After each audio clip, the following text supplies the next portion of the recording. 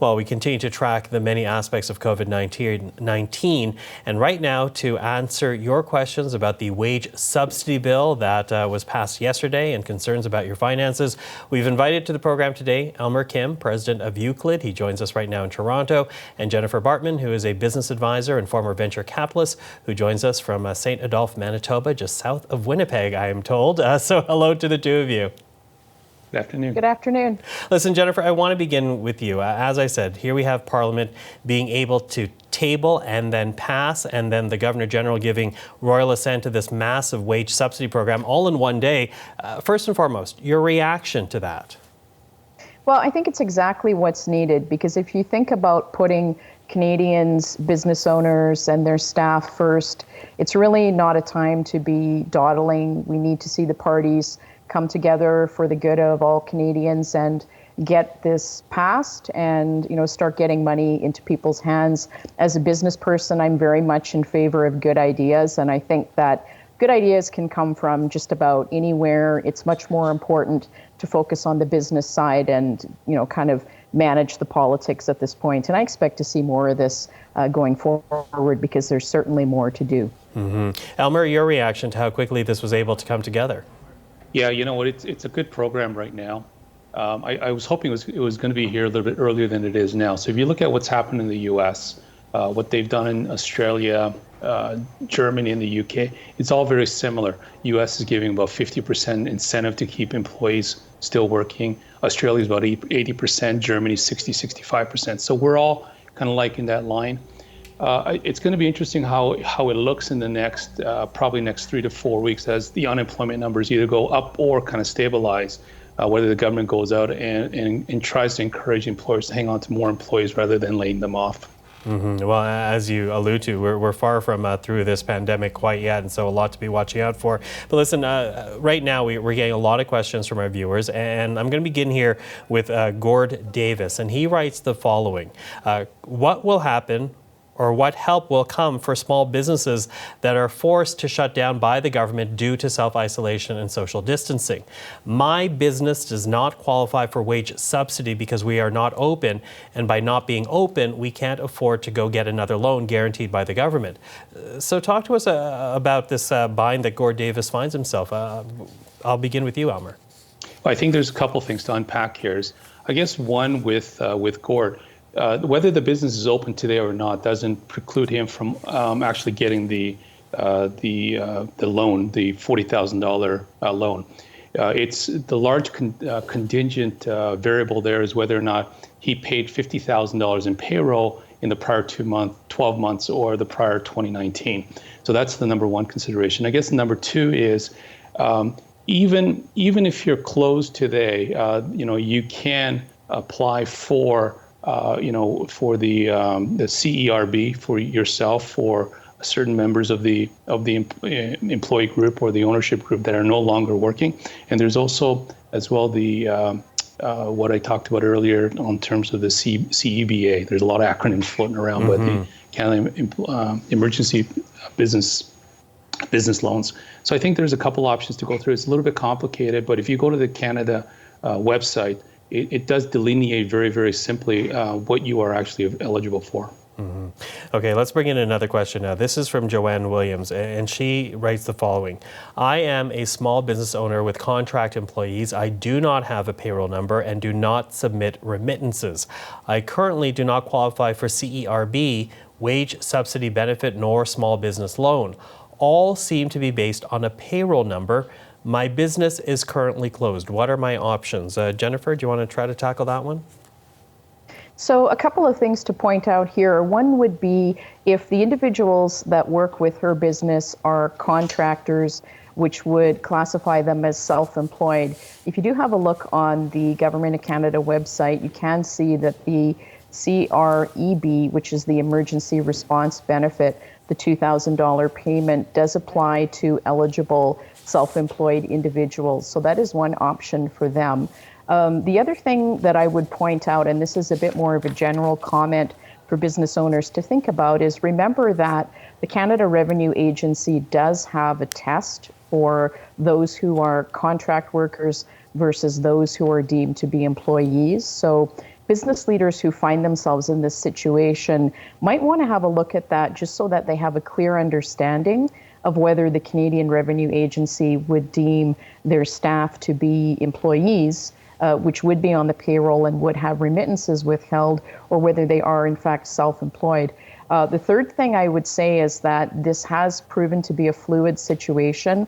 I do expect to see more movement from the government in the area of self-employed contractors and seasonal workers, so stay tuned for that. Mm-hmm. Okay, go and ahead. Before we leave that, I want to say something, Michael. I think the other thing I would point out is that the BDC was given $5 billion or $10 billion between EDC and BDC. So these small business owners should actually go approach the local BDC branch, and maybe there's an opportunity for them there. There's a fair bit of capital available under certain circumstances. However, as Jenifer pointed out, there is a massive gap in terms of people who did not, or companies that did not pay out payroll last year to the tune of $50,000 that are not eligible for this. I suspect that there's going to be a little bit of fine tuning and smoothing of the edges over the next couple of weeks, as this has been a tsunami of complaints across the country, and rightfully so. Mm-hmm. Okay. Let's bring in now another question. This is from Joe Pedrosa, and he says, with pressure on banks beginning to mount for mortgage deferral forgiveness, what are other businesses which are profiting from COVID-19, such as the major telecoms, doing beyond forgiving data caps? I believe rate reductions or even free internet for a 2 to 3 month period would go a long way, especially in aiding small businesses that are helping through telecommuting. What do you think about that, Jenifer? Well, I do think there's some inconsistency. I have seen reports of some companies in the telecom industry that are basically forgiving on data plans, recognizing that people do need to communicate during this time, may find themselves having to be in touch with friends and family on a remote basis and not being so concerned about the data. I have also seen some utilities who are stepping up and making concessions on payments, on fees, and those types of things. I think that it's important that more step out and do this. As I think about my own cell provider, who shall go nameless, who sent me a text saying that my data coverage for last month was approaching the maximum, and I was a little surprised by that. So I think there is more to do, and certainly on the side of the banks, I think that the feedback that we've been hearing has been a little bit mixed, where businesses and individuals do contact their financial institution for assistance on deferrals and aren't necessarily seeing what they thought would happen. So I'm looking for more of a mandate, for lack of a better word, from the government to, quite frankly, require them to be a little bit more forgiving this time in helping people float through, which is a crisis situation that we have not seen anything like before. Yeah, absolutely. Unprecedented, as they say. Let's bring in another question. John Moore, and Elmer, I'll ask you to answer his question. He says, I own a small business and my payroll last year was under $50,000 as we only operate during the summer. What help is available for my small business? The BCAP program does not apply to businesses as small as mine. It feels like we are not considered important and are being left to fail. I think we talked about that gap earlier on this session right now, that because he's got that payroll under $50,000, he's being left out of this particular loan program. But there's a couple things. One is the employee emergency wage support program is applicable to him. When he's got employees coming back for up to $847 or up to 75% of the payroll. So that's going to be there. And as well, the other thing that we haven't talked about just yet is the government has expanded the summer job program for full-time and part-time, and they will cover up to 100% of the minimum wage in a particular province that is in. So in Ontario, it's $14 an hour, and previously they would cover 50% of that for the term of the summer. But the federal government under this program has now extended the application period to sometime in May, as well as extending it past not just to summer, but to early spring of 2021. So I would encourage them, and if you go to the Canada site, it does encourage them to actually contact the MP's office, and they'll try to figure out how and whether you should be appropriate for that summer program. Okay. Now listen, we only have a few minutes left, but I do want to get your thoughts, both of your thoughts on this one issue, because we have received certainly a number of emails from small business owners, but we're also getting emails from students and seniors who are worried about the kind of help that they'll be getting during their time of need. And yesterday, we heard from the federal NDP leader, Jagmeet Singh. He raised the possibility of making the Canada Emergency Relief Benefit available for everyone, a kind of guaranteed minimum income during this pandemic. What do you think of that proposal? Jenifer, I'll begin with you.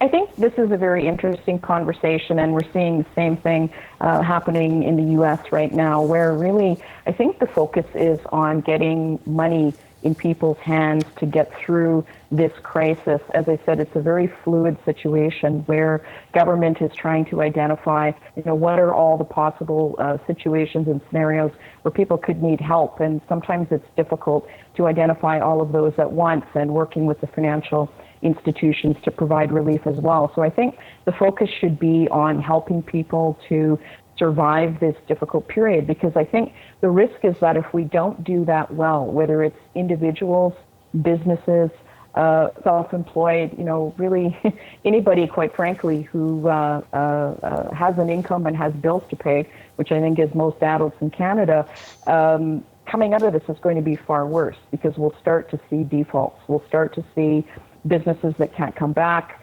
they can't hire people, they can't operate, they can't pay for their lease, individuals who can't pay for their mortgage, and then the defaults really start to snowball. So I think we need to step back and really think about what's necessary to float people through this period, so that when we come out on the other side, we're going to be able to get back to some form of life, as we knew it, particularly in terms of employment and being able to pay the bills.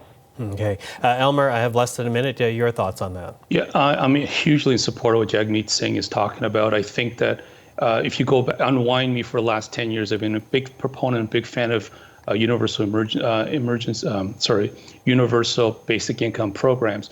The Trump administration has put in that program so that every adult is getting $1,200, and if they have children, they get another $500. It's a very elegant solution. It's fast to get the money out, and then you could always claw it back next year when you start filing the income taxes. So I'm in big support of what Minister Singh is talking about, and I suspect as well this concept of the basic universal income program going forward is going to be on the political landscape for a long period of time. Mm-hmm. Okay, well, all the time we have, I want to thank you. It's great to get your thoughts and your answers to our viewer questions. So Elmer, Jenifer, thank you.